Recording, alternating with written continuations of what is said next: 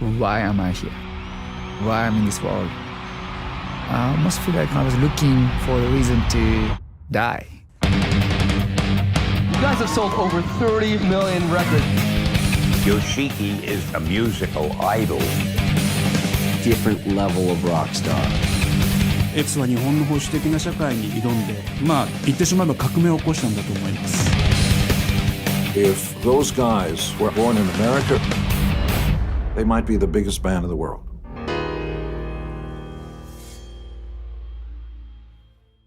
My producer contacted me about the idea.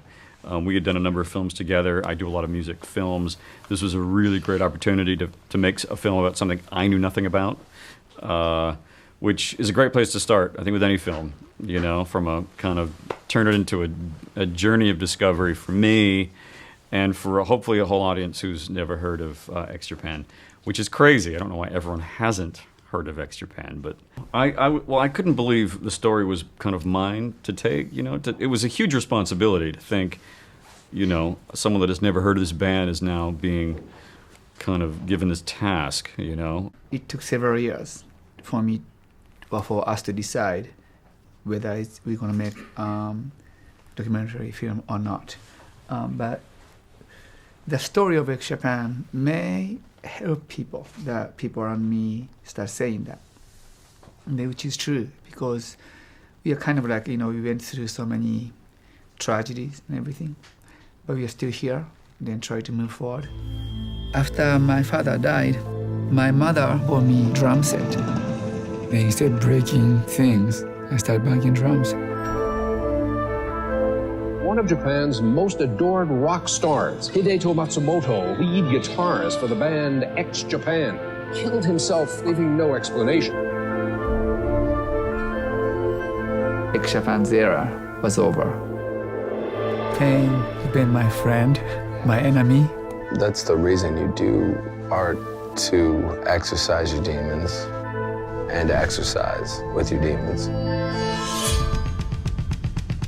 That's why I play drums like there's no tomorrow.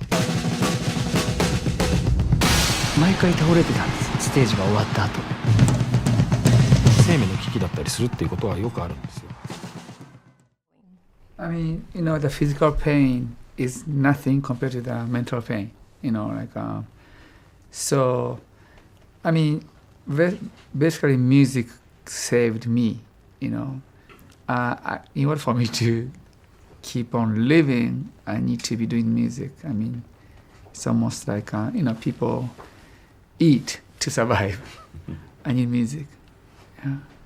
Just kind of right away, I felt like we had some real cool common ground in terms of the kind of music we grew up listening to and what we were inspired by. The first album I bought is also the first album you bought, and also the first album this Toshi, the singer, bought. It was Kiss, Love Gun. So great place to start, despite this vast gulf of cultures and, you know, all this, that there was something tying us together as people. It was music, you know, so. When we formed the band, I told them, trust me, give me everything. I'll make everything happen. It was Hide and Taji's dream. Hide is the guitar player who passed away. Taji is the bass, you know, former bass player. He also took his own life. You know, their dream to go overseas, to, you know. So as long as I'm living, as long as I'm doing, I think I need to, you know, try to do this for them as well. Also, I want to spread their legacy. They're amazing, not only amazing players, they're amazing, you know, people, also friends of mine. You know? So because of them, we still exist and we are still here. So I just want to keep on going. Being on stage, I felt I'm home. Introducing X Japan. The first things we shot were the rehearsals for Madison Square Garden. And we all kind of, my crew and I would look at them, you know, we'd not really quite seen a band like this rehearsing with the masks and sunglasses, and They looked like aliens had been beamed down, you know, and were about to take over with rock. It's like creating a new family. If you put everything into something, your life, you don't lose. Worst comes worst, you die. I didn't feel like I was watching my life story. I didn't feel like I was watching the documentary, actually. It's like almost like a fictional, like narrative, some film.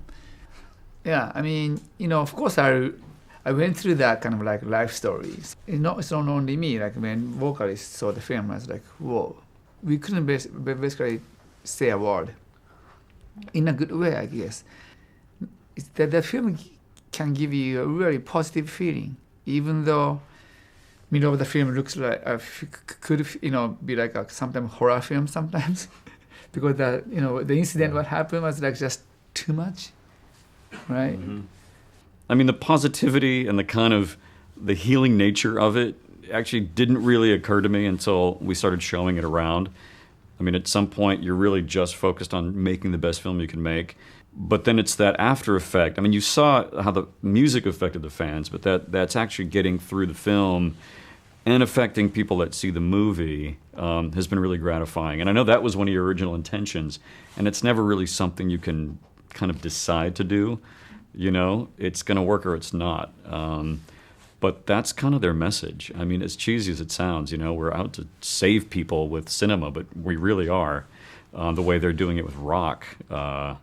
So it's been really nice to see the effects of that. To create some kind of art, it's a wall.